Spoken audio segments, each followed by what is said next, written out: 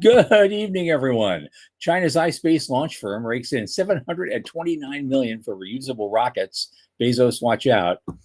AST Space Mobile announces a private pricing arrangements for $1 billion in senior convertible notes. That's the big money news this week so far. While Stace Daily notes key staff exits at XAI and other problems, The Hill, conversely, thinks Musk's proposed Moon City supercharges our return to the moon. Sky Aurora, one of our poster kids, is diving in to buy assets from Orbex, now in receivership. But an EU source claims that Orbex's death might have come simply from UK overregulation. That's a big topic.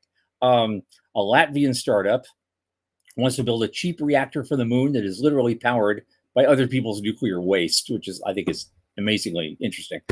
ULA is claiming a bright future and a mere 18 to 22 launches. Oh, well, a rocket powered by water and maybe a lot more, including trolling turtles. From the news desk as the Center for Space, Commerce, and Finance, my name is Thomas Andrew Olson, and this is The Unknown Quantity.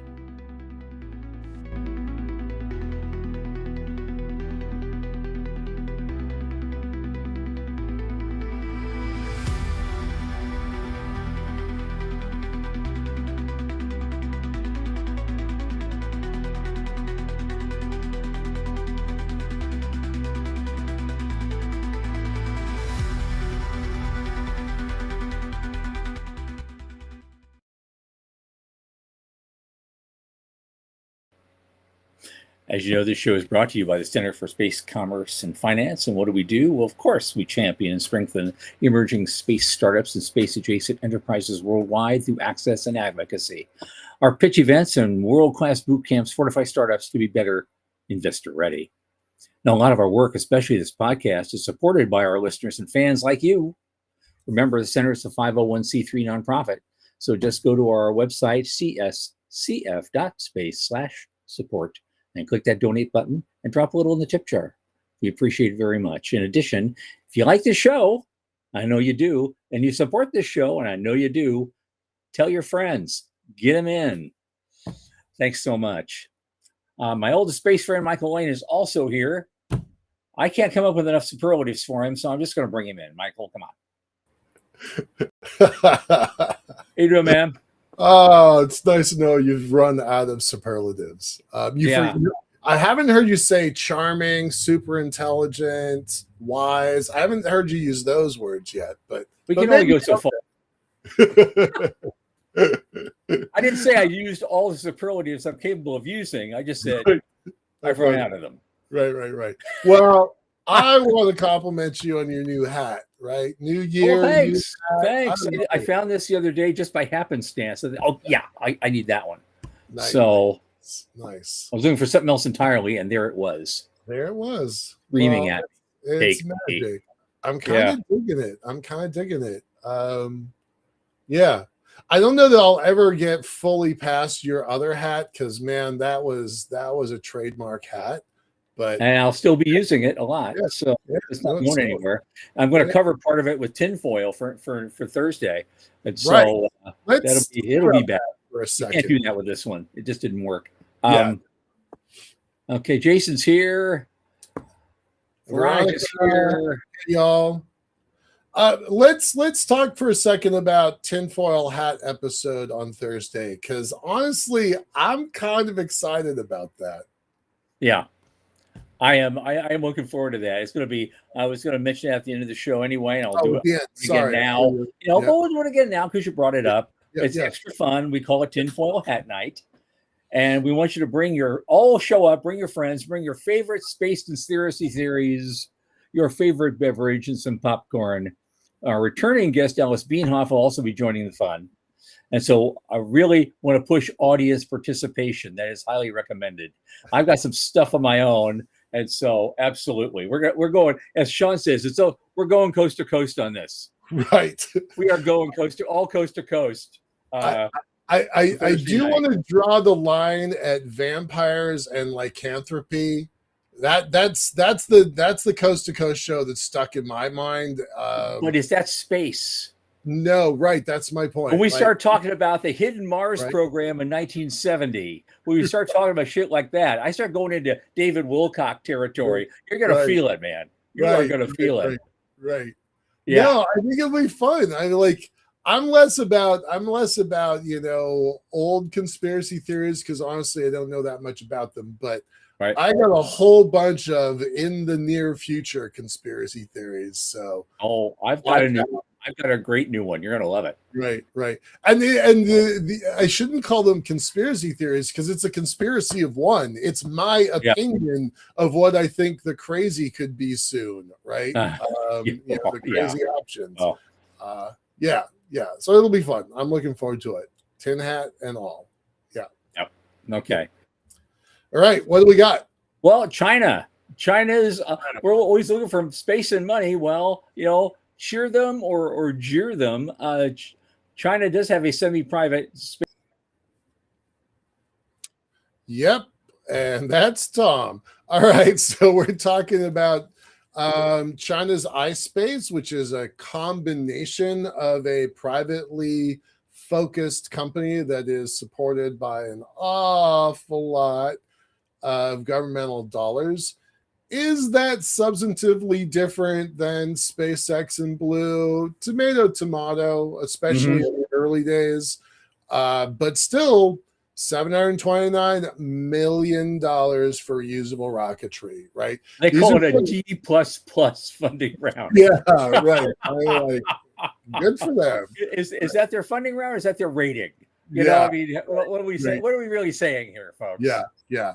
But, all jokes aside, I've been saying for a long time, and this is part of that Starship Singularity idea, is that it's not just about SpaceX. It's about all of the other follow-on companies that are going to use that technology, pioneered at SpaceX, pioneered at Blue, but they're going to take that tech out into the world. India's already working on the system, and now we've got this one. So, I think it's kind of neat. I mean, despite what, Greg Autry and folks say about Red Moon Rising, I think the more reusable rocketry systems we have in the world, the better the world is. So fingers crossed. Okay. Yeah. Okay. We do have someone new here, unless you've seen her before. Catherine Chitwood is joining us. Hi, welcome. Hey, glad to have you before. Right. I don't know if you're related to the sheriff of Volusia County in Florida, but maybe not. But we're going to say hey and welcome. Welcome. Yeah. Yeah.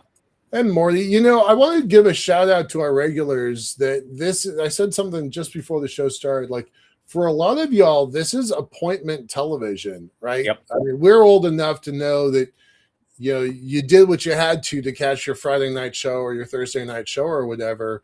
But the world doesn't work that way anymore, and so for the folks who tune in, we're especially grateful. Thank God for the mid '80s when Beta and VHS kind of changed all that a little bit. Right, for sure. But for y'all that stick with us week in, week out, twice a week, we're grateful. And Catherine, nice to have you. Appreciate it. All right, let's move on to the next one. Okay, and next one involving money. I'm always like, we're always trying to do this, the intersection of space and money. Some weeks, some days, we don't always get there. But today, we're making our mark today, because you have 729 million over here, and now AST Space Mobile is they're building the first and only space-based cellular broadband network, commercial, accessible by everyday, accessible by smartphones, designed for commercial and government applications. And they're pricing out a $1.0 billion aggregate principal convertible senior note due 2036. So this is a private notes offering. It's a little bit different than the way things are usually done, like in VC or even angel investment that we usually cover. But this is pursuant to Rule 144A under the Securities Act of 1933. And so they're doing that right now. Actually, they did it a few days ago. This press release was done on February 12th.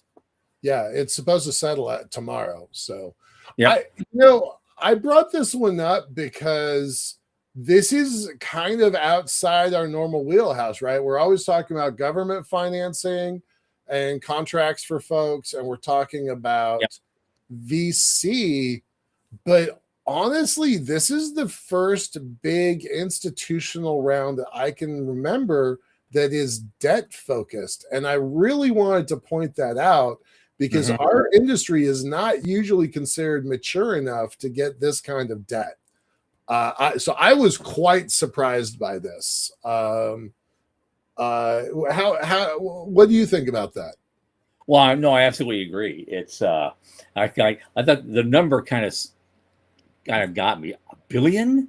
Yeah. Holy mother! You know, that's okay. That's great. I hope I see other companies down the road be able to follow this path as well. And we'll see. I mean, there's a lot of companies that have already gotten big funding rounds, but if they wanted to expand it again and they're mature enough, they could do that too. Stoke could do this 5 years from now. Absolutely. There's a lot of companies we already talked about. They've already gotten 9-figure deals. They could do this within a few years too. And it makes more sense, right? Like, why would you keep giving up equity if you can start to get debt? If you've got a plan that supports debt, most of the space companies don't have that. But you gotta think this is a defensive move. If SpaceX and Starlink are gonna do what they say they're gonna do, these folks are either out of business or an acquisition target, or they have to have enough money to be a moat to keep their own business. There's kind of no options for them. So good on them for reacting. I feel like this is a direct reaction to the ambiguous but as yet undefined SpaceX going public. If I was AST, I would want to have as much money in the checking account as possible right now. So good for them. I'm excited for the whole industry just because of this transaction.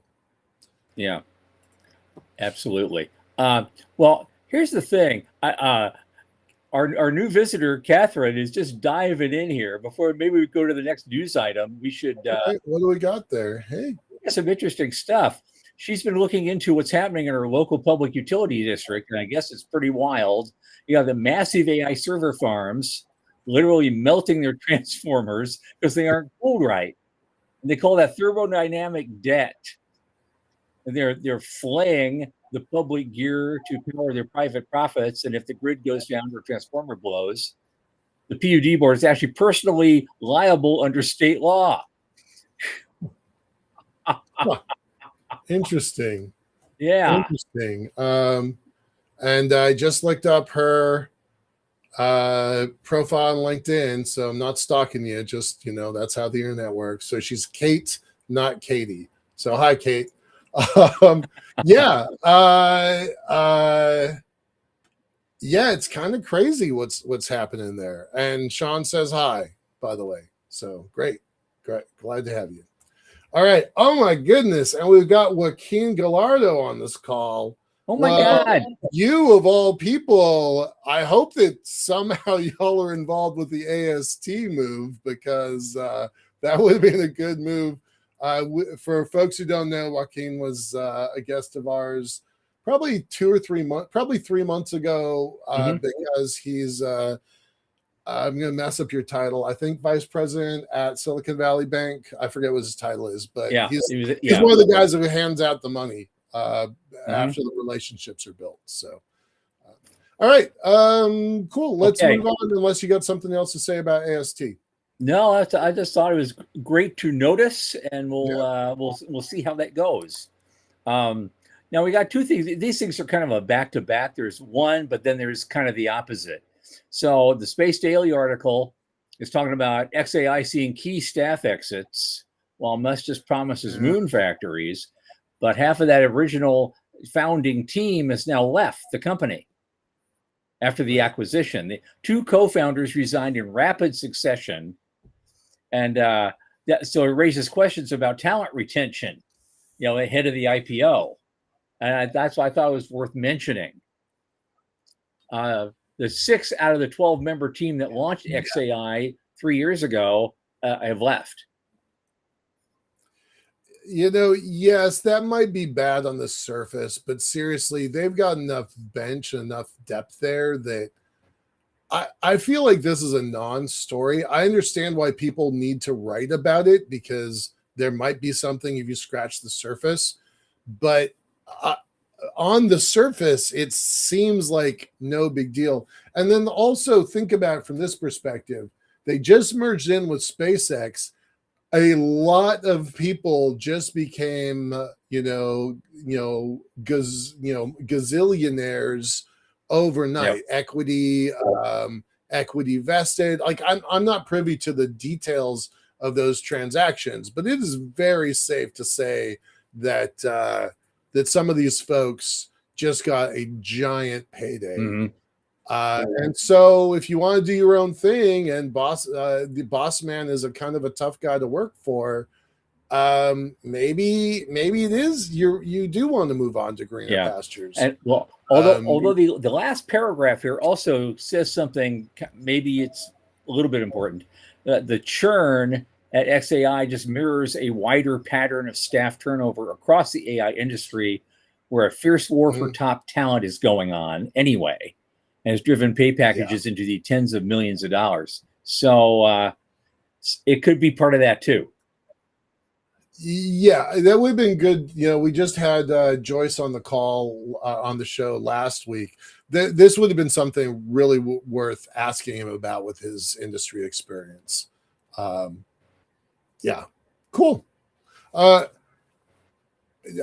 mean, I'm not crying for XAI. No, not at all. Not.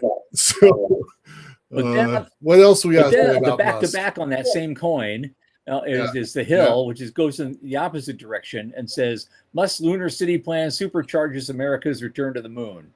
Just blatantly, unreservedly, super fan. Right. Yeah. So a tiny bit about the author of this article. He and I often disagree with how the world works. I'll be subtle about that. Yeah.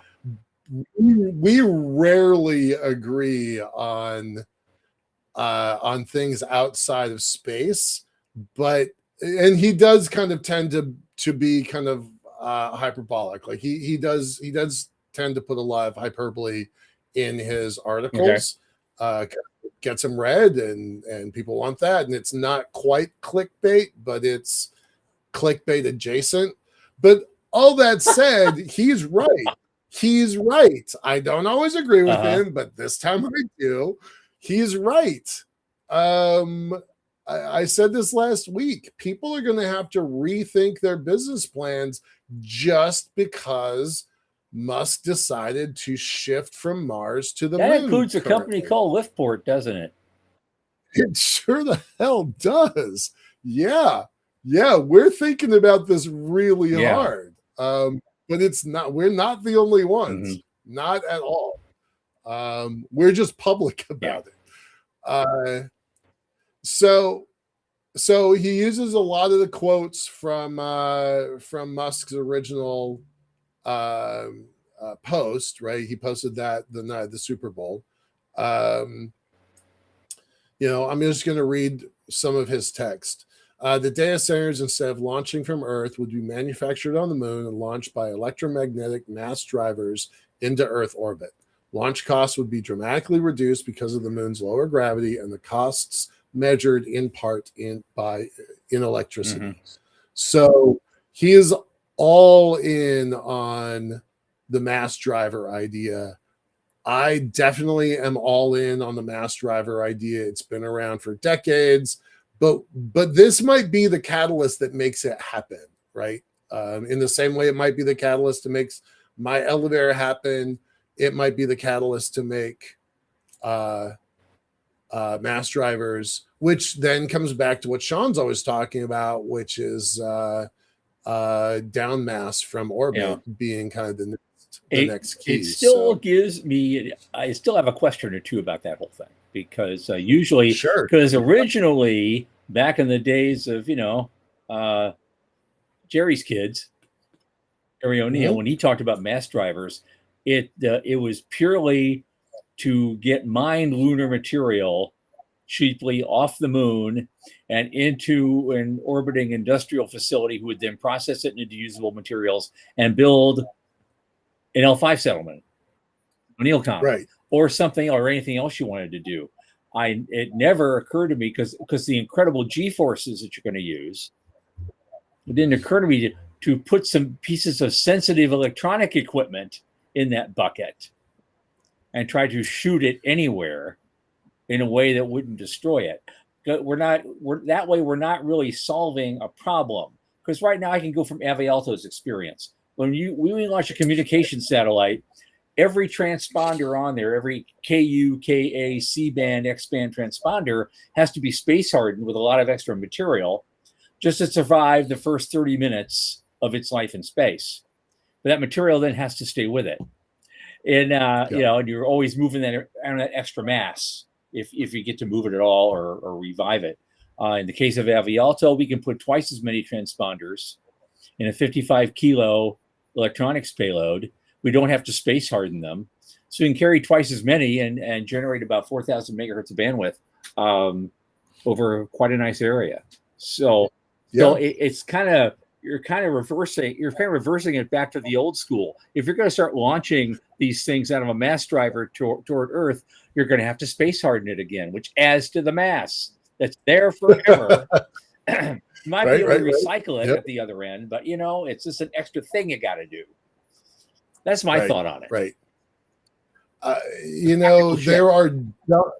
There are dumb parts of orbital data centers that are not fragile. Yeah. Those parts you're going to be able to construct on the moon and send them up, right? And then you send the smart pieces, the difficult or fragile pieces up from Earth. Mm-hmm. I don't think we're starting on day one, building chips on the moon. Not at L1, not anywhere, not in orbit, not anywhere for a while. There are companies that are trying to work on that tech, but they're at the lab level scale problem. They're not right. But if he's building a city on the moon, okay, there's going to be plenty of, even the way he builds it, even if he ships stuff up through that thing, there's still plenty of work for a lunar elevator to do. To move sensitive material, to move sensitive. Right. There's Tom again. Dang it. I hear you. Also to move people, obviously. You're not going to you're not going to slam them out of a catapult. Yeah. No. I want to just take a moment and put Joaquin's article or post up on the screen for a second, because I think he makes a kind of a cool point that I wasn't really thinking about. So superficial answer, yes, we know. It's a chat window. There's only so much you can put into it. Debt is usually after a raise, but also independent of it, depending on revenue scales. So for all of us folks trying to build space systems, that's the answer. But I'm counting on. It's nice to know that there is debt out there that doesn't all have to come from. I say it lovingly, from vulture capitalists, right? That if you've got the right deal, and I think I do. If you've got the right deal, debt is a real path for. So glad to have your answer on that. Appreciate that. That's it. Yeah. Well, hey, selling point for the elevator, Sean says, move your complex widgets in either direction. Yep, exactly. All right. Anything more to say about Elon Musk? Oh, are we done with that? Not today. We'll have a lot more next time, but we try to not make this the Elon Musk show. But it brings in viewers, doesn't it? We've got, what do you have? 7,700 people came through just in the last few days to say hi, wave. Yeah. So it's we're picking up steam. Good. Glad to hear Okay. it. All right. Let's talk about one of our darlings. One of our poster kids, Skyrora, won one of our BPCs a long time ago, and they're doing very, very well. Let me put something in. Sorry, go ahead. They're doing very, very well, and enough. Apparently, they're exploring buying assets of the struggling rival Orbex. Now, Orbex was this company, they also based in Scotland, and they were building something called the Sutherland Spaceport, and they were going to launch stuff from there, and they were based near Inverness, and but they're having serious problems, and using American style terms, they're going into receivership. Yep. And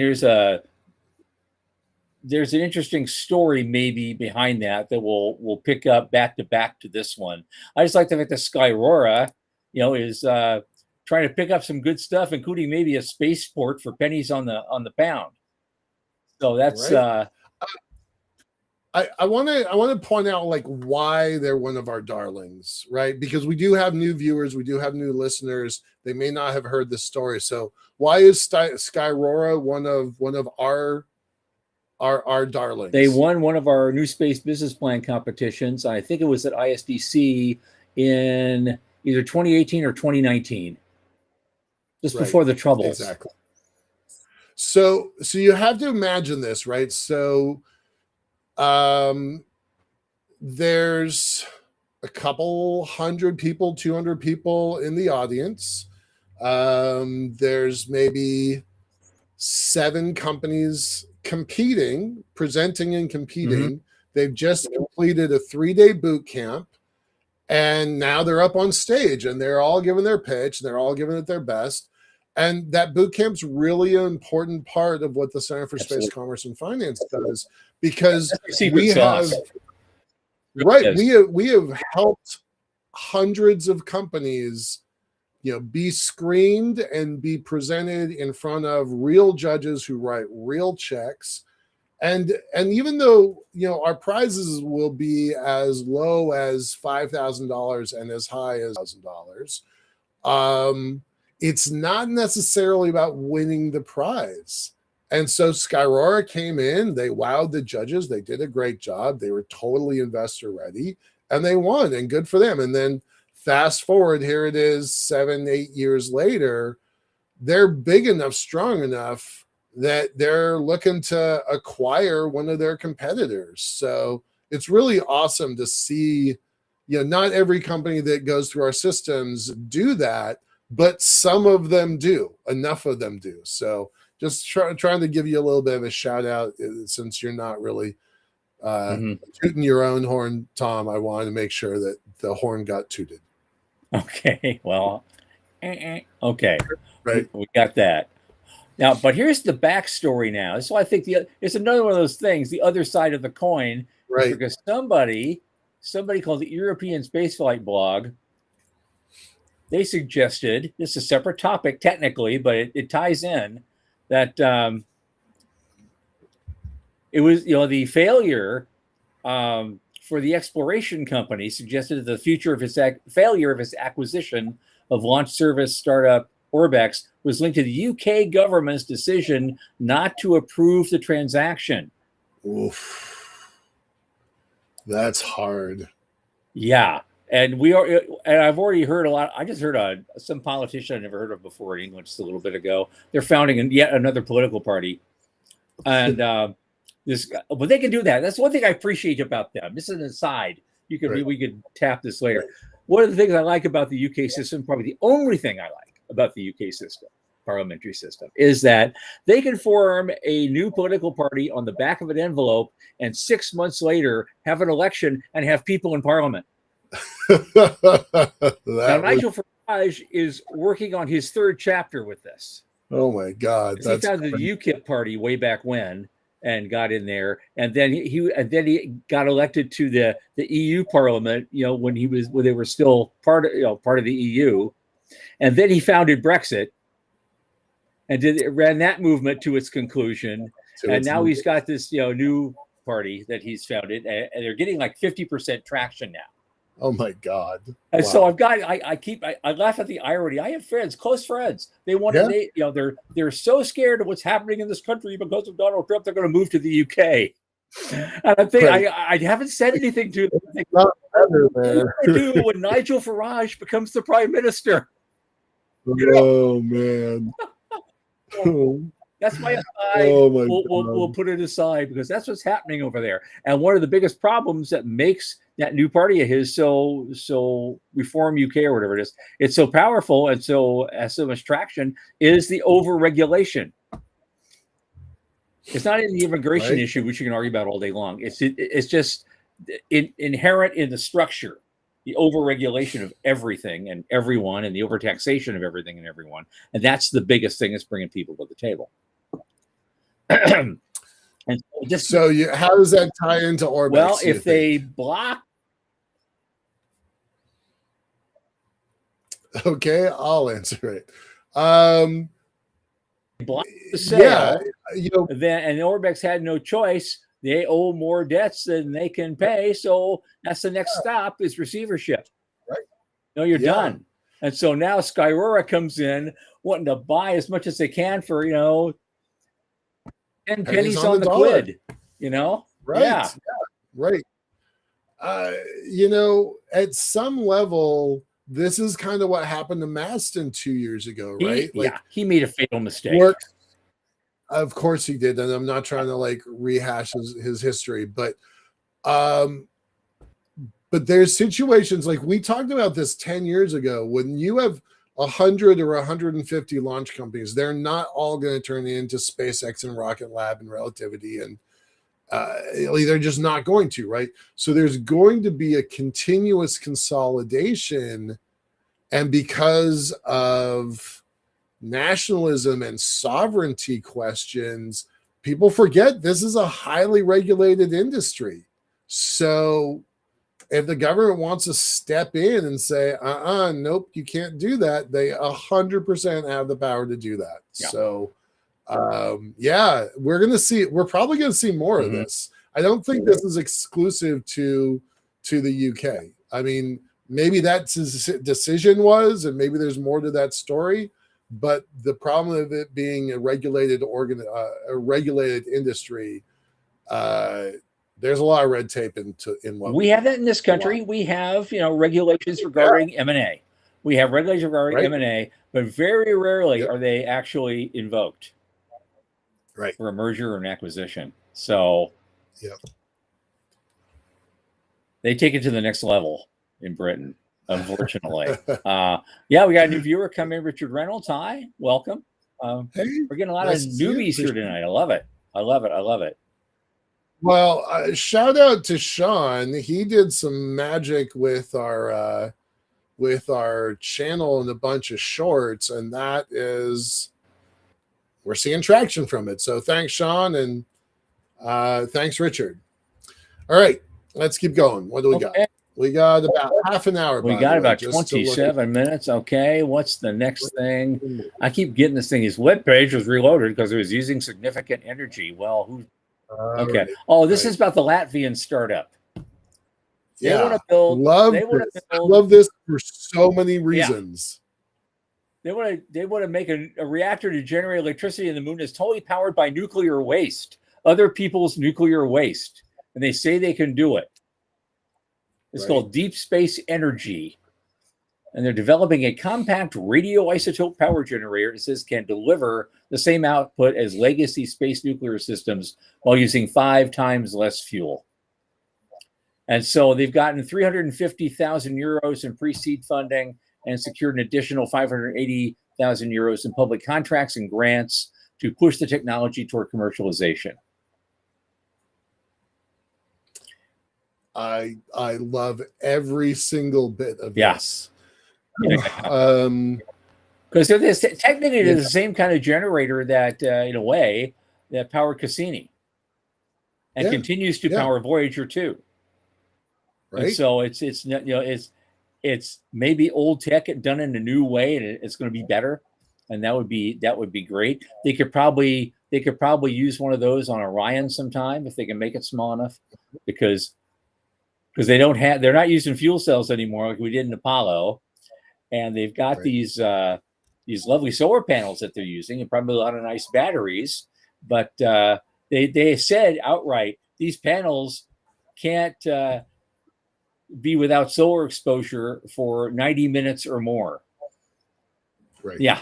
Fortunately, when you're going behind the moon, it's only like 40, 45, something or less. So that's okay. But anything that hoves into view like an asteroid that blocks it, for more than 90 minutes, they're going to start having a problem. I don't get it. Okay. I love there's a couple of things I really like about this. Of course, I really like RTG tech. The new administration at Isaacman and company, they're talking about, nukes on the moon in a short amount of time.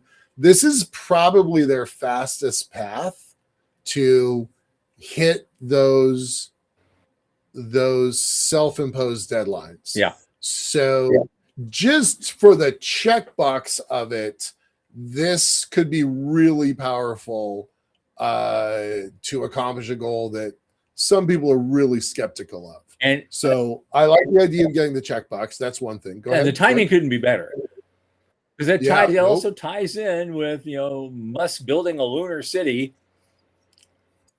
Right. And everyone's going to want to go there and live, and they want their little radioisotope generators with them. So we may have a very very independently distributed kind of grid system there, because everyone's rolling their own. Plus some bigger ones, like for general use. You never know. I think that's great. I'm definitely supportive of that. I also think it's great that Latvia is a country that we don't really think of having a space presence. Right. I was curious when I was reading this about kind of the rest of the story. So I'll tell you a brief story here. About 8 years ago, I met a professor from the Czech Republic, and he worked with the transportation ministry there, and they were thinking about what to do in space, and they were 100% following Luxembourg's move, and they were considering how can we use asteroid resources. And I personally, I'm going to take credit for it, I convinced them to not focus on asteroids, but instead focus on the moon, because that was a near-term target. And a lot of countries and a lot of companies were heading that direction. And then what they did was they did a university by university evaluation and study. What technologies did the Czech Republic have that they could apply to the moon? And what they realized was they were really good at lasers, all sorts of lasers, laser communication, range finding, spectrographic analysis. And that's what they decided to contribute to ESA's space program, which makes me wonder what is going on in Latvia, which honestly, I'm one of those guys that would have a hard time finding it on the map. I know roughly where it is, but I don't know that much about it. I was really excited because I was wondering if they were doing the same sort of evaluation within their university systems about what tech do they have for the moon, or where this came from, because this feels like it came out of nowhere. And I think usually this tech does not come out of nowhere. Usually there's a plan. So I'm really curious. I'm gonna have to look up what Latvia is doing for space right now, because I don't know anything about it. So that's it. Sorry, I didn't mean to go on a rant. Yeah, I thought it was really fascinating. So Dallas has a question. Dallas Beanhoff's with us, and he said, "What is the technology if it is not RTG?" That is a great rhetorical question for the atmosphere, because they don't say anything in the article.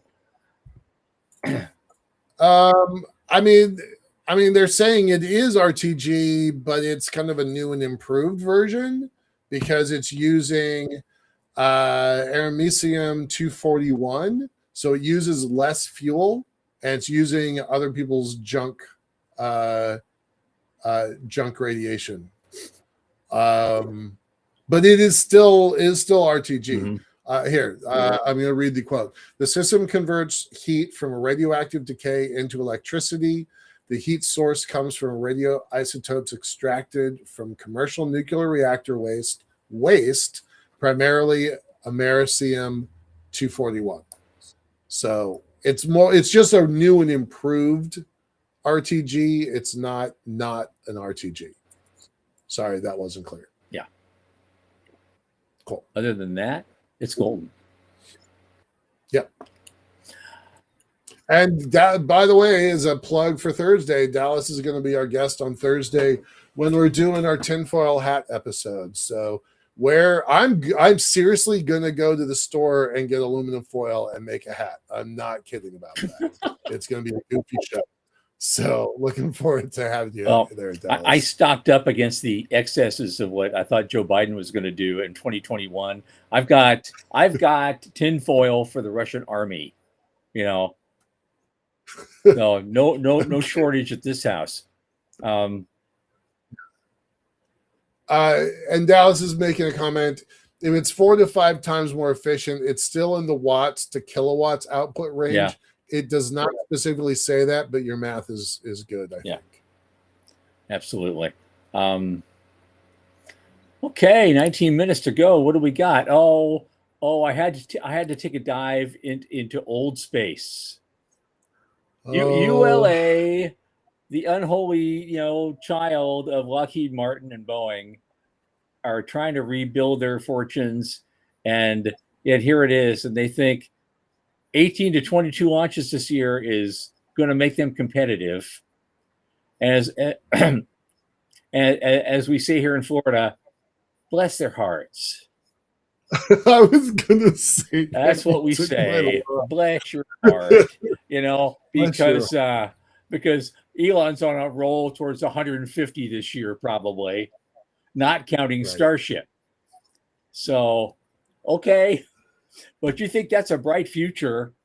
I guess it is. If every other old space company just collapses and dies, sooner or later, maybe that's a bright future. What do you think? Right. Their CEO just left, so I don't think he left because of a bright future. And where did he go?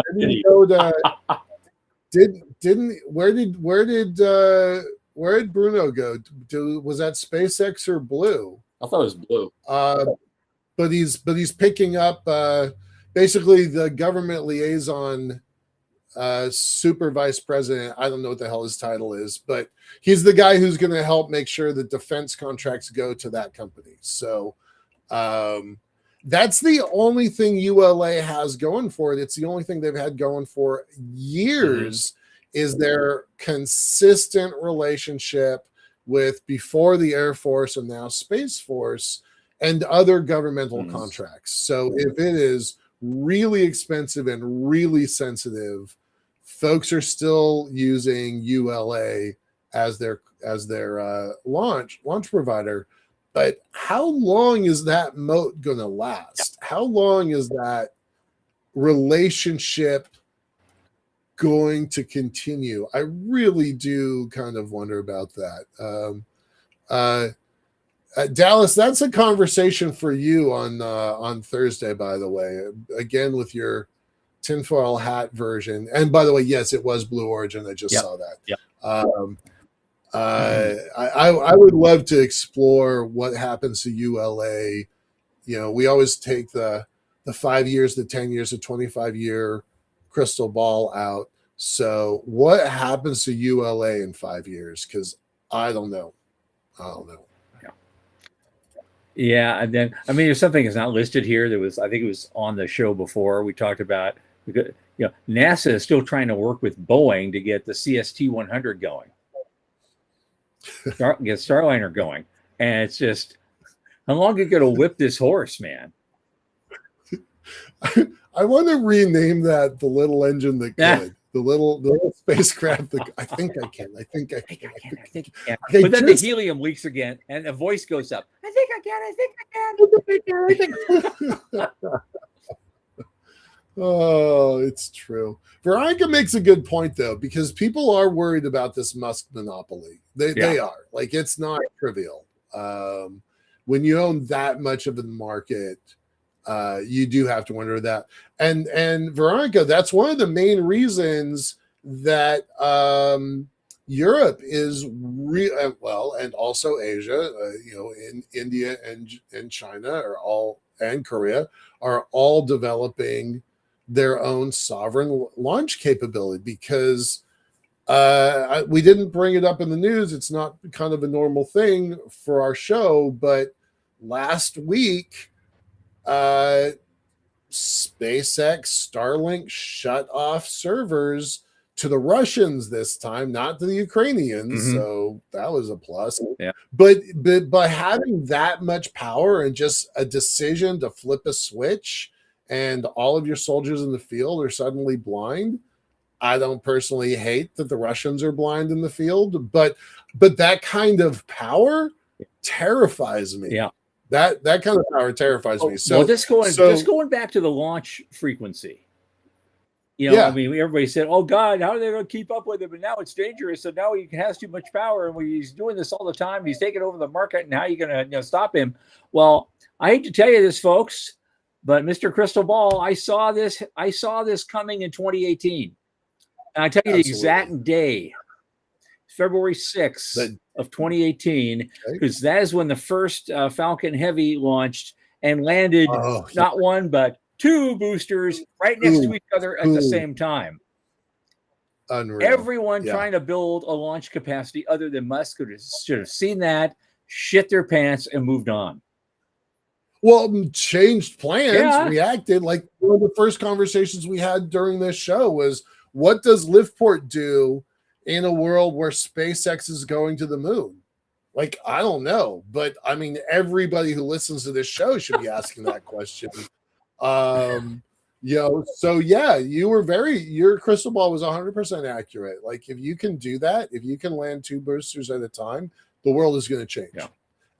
Dallas is like, isn't that free enterprise? Yeah, damn right it is. That is the point of this. What few free enterprise we have left. Yeah. Right. But I'm a fan. But I mean, we do have to react to it. Mm-hmm. Anybody with a crystal ball knows the world changed. So I'm excited about it, but I also wonder what happens next to me. Right?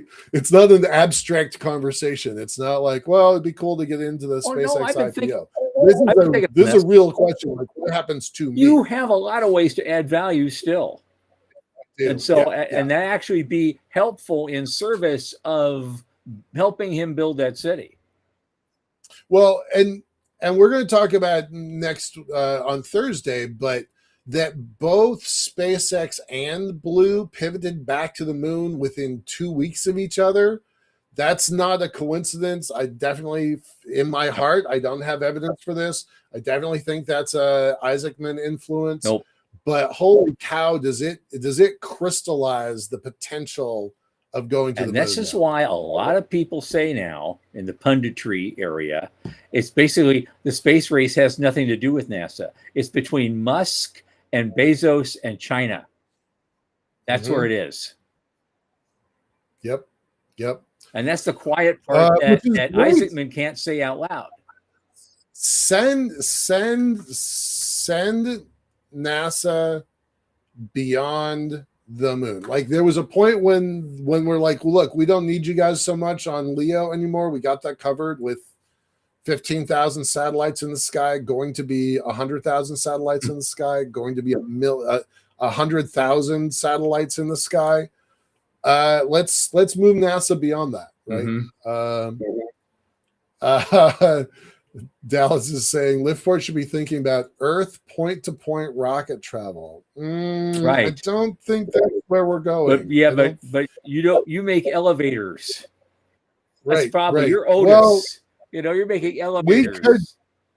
From L1, we could probably pinpoint landings back here on Earth. So, if we got the heat shields and the parachutes, right? But probably other people are going to be a part of that. But yeah, it's interesting. I do have to think about it. All right, in our last 10 minutes, sir, watching the clock. What do we got? What do we got? So the bright future, goes dark.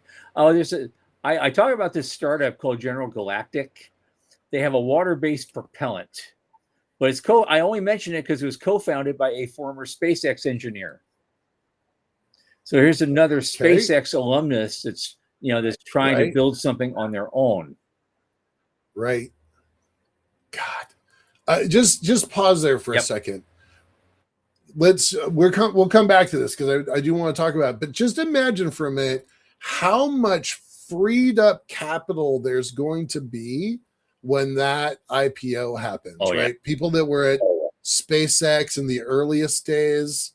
I know their first marketing communications director. That guy's going to be sitting very pretty, right? But look at there's the PayPal mafia that we all know. There already is a known SpaceX mafia. There's also a Blue Origin mafia. But fast forward 6 months from now, 9 months from now, when their vesting period is over and they've got boxcars full of new money, and they've got experience and talent and credentials, bona fides that are unrivaled, and then they go do their own thing. Same thing I just said about XAI a minute ago, right? Buckets and boxcars full of money to go do what they want to do. That's going to supercharge this industry in the way that I don't think that's true. And we got to get for that because there's things we can do too if we can get a piece of that somehow. So you know what? Right. Let's keep careful look at what's going on and advise our friends. Right. Yeah. General Galactic. It's cool. I don't really get their water from water as rocket fuel plan. I hope they're right. Because a lot of people are betting on it, but I didn't think we were quite ready for that tech. Well, what they're calling it is the yada yada problem, which I think is pithy. There's this hand wave assumption. There's a yada yada at the core of our long-term space program, and we'll find ice there. We'll break it down to hydrogen, oxygen, yada yada. We'll use that fuel to fly deeper in the solar system, and if we can combine it with carbon dioxide in the atmosphere and yada yada yada, we use that to fly the astronauts back. There's always a lot of hand waving yada yada yada assumptions. We've had for 15, 20 years even. Sure. And so now they want to. So then they say, well, this company wants to solve the yada yada problem.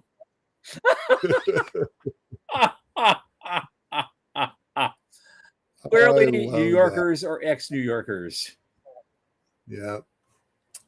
I love that. I don't really have that much to add because I still think it's a yada yada problem, but it's not my area, so I don't have anything to add to it. So finger crossed that they're right. It's all I can say. I am going to read what they actually said, though. There are, quote, there are, to broadly oversimplify, two main kinds of engines that you can use in your spacecraft. You can take a fuel like liquid methane, maybe combine it with an oxidizer and burn it. That's called chemical propulsion. And every big rocket you've ever seen takes off uses some variation of that method because it provides a lot of thrust, even if it's not terribly efficient. Or you can take a gas like xenon, zap it with electricity, and shoot it out of the spacecraft, either as an ionized gas or a plasma. That's called electropropulsion. Again, I'm way oversimplifying. And it's, quote, very, very low thrust. People jokingly like to call it a burp in space. That's the CEO. Yeah. So, okay, I get what they're saying. I get what they're doing. I hope that they're right. And they're going to try to build enough burps over time can actually be quite effective. That's their line. So fingers crossed for them. Yeah.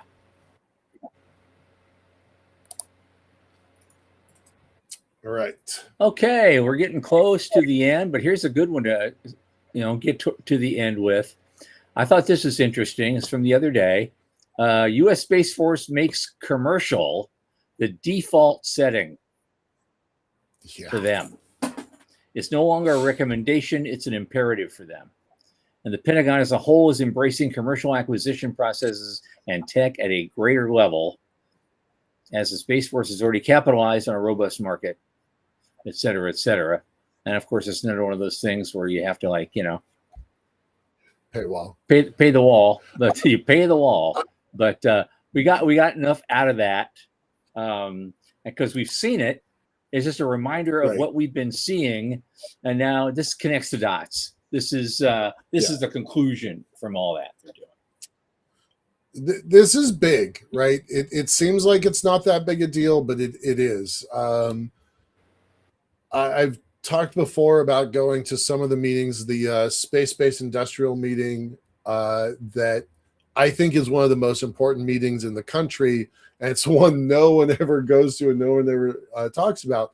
But they were talking even in 2020 about buy what you can, build what you must, as just this ethos, this philosophy of how we should be doing things. And that has crept up in policy papers, in documents. Think tanks have supported it. And it's like, oh, now it's actually the rule of the land. But it took 5-6 years to get there, but it's there. And I think it's real now. And I think it's really good. So I'm super supportive here. Yeah. I got 4 minutes. I want to throw out two things I want to throw out. I want to make sure I get the turtle in there.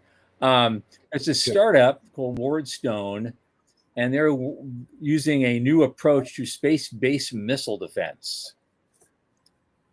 And so what they're doing, they're actively tracking hypersonic threats is the idea. And the interceptors then, shortly before impact, deploy large particle clouds. And now instead of having one interceptor thing, now you have 1,000 things coming at that missile at, well, the same speed. Wow. Just like basically you're building a wall. Just like it's like a cloud of space junk now coming at you. Huh. Literally a shotgun approach. Yeah, I gotta say. Boom. Huh. I can see a lot of ways that might work, but I can see a lot of ways it could go terribly wrong. Yeah, thinking of the satellites that are already in commercial orbits. Yeah, trying to shoot past them to intercept the missiles. Yeah, that could be vaguely important. Right. Like you might win the battle but lose the war if you did that. Yeah. All right, that's worth pondering, but we got to move on. Okay. Final. It's not the final, but it could be. I love it because this is a thing from Ars Technica. Apparently, Bezos is trolling Musk on his own platform with turtle pictures. The old tortoise and the hare, thing. And Bezos doesn't post much, obviously on X, but today he did. He shared a black and white image of a turtle emerging from the shadows. No text, but the message was clear because the company's coat of arms has two turtles. Right. And a reference to the Aesop fable, the tortoise and the hare. So he's saying, hey, it's my turn, man. Well, I mean, it's also saying, like, catch up, we're already ahead of you. Like, it's weird that Blue is in front of SpaceX, reminding everybody that Blue, in fact, did get the first orbital, suborbital reusable rocket just about 6 weeks ahead of SpaceX. Yeah. So they've been in this race together for a long time. And Blue did beat SpaceX, although it's hard to imagine that now, given how far SpaceX is in front of Blue. So kind of cool. Good. I like the troll. I would love to see both of those guys on the same stage at the same time sometime. But I'm kind of betting on Blue Moon Lander to be first. Oh, and the bragging rights that come with that. Yeah, that's going to be a big one. Yeah. Musk may win that war in the end by building a whole damn city, but there are things that are gonna, come out there.